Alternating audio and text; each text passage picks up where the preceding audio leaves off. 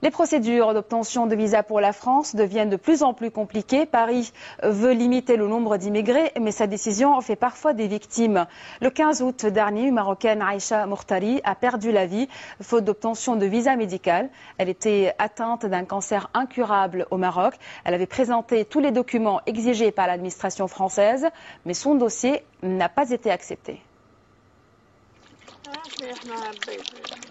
Depuis le 15 août dernier, Madame Mourtari pleure sa fille Aïcha, enterrée dans ce vieux cimetière aux abords d'Oujda. Ça me fait mal, très mal. Ni la France, ni le Maroc ne lui ont accordé son droit. Ils auraient dû lui accorder son droit. La mort d'Aïcha a ému tout le pays. Une centaine d'articles a été publiés et ce n'est pas fini. Souffrant d'un cancer des os impossible à soigner au Maroc, cette femme avait demandé un visa pour soins médicaux au consulat de France. Visa refusé. Et pourtant, son frère Aziz estime avoir fourni tous les documents demandés.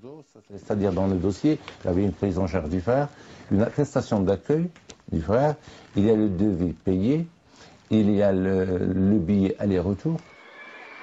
Une prise en charge d'un frère résidant en France figure bien dans le dossier. Mais l'administration exige une caution plus crédible. La règle est que nous demandions la garantie d'un organisme fiable, qui peut être un organisme d'État, qui peut être une fondation, qui peut être une entreprise. Mais c'est la chose essentielle, il faut vérifier que la personne dispose d'une prise en charge fiable. Certain que son dossier est complet, Aziz multiplie les courriers aux autorités françaises. Il soupçonne même le consulat de ne pas avoir traité son dossier. La demande de visa de soins médicaux, je précise bien, n'a pas été introduite dans le fichier. J'ai la confirmation, c'est-à-dire après 10 mois de recherche. Un document le conforte dans sa thèse, c'est un courrier confus du ministère de l'Identité nationale, selon lequel aucune demande de visa au nom d'Aïcha Mourtari n'a été reçue. Vérification faite auprès du consulat, la demande a bien été enregistrée et le refus de visa notifié.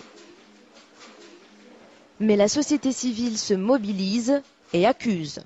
C'est les responsables français, puisqu'ils ont eu vent de ce qui s'est passé, mais ils ont couvert le refus du consulat de France, mais c'est également le gouvernement marocain, parce qu'il aurait pu intervenir auprès des autorités françaises pour avoir ce visa, ce n'est pas difficile.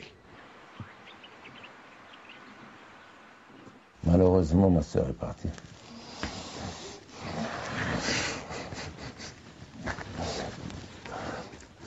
Au fond, je demandais que je faisais qu'un appel de détresse pour sauver ma sœur. Je ne demandais pas d'avantage ni rien. Un tout nouveau papier, c'est tout. L'administration française est devenue plus intransigeante sur la délivrance des visas médicaux. Elle s'en justifie par le nombre d'étrangers qui abusent du système de santé, laissant des impayés dans les hôpitaux.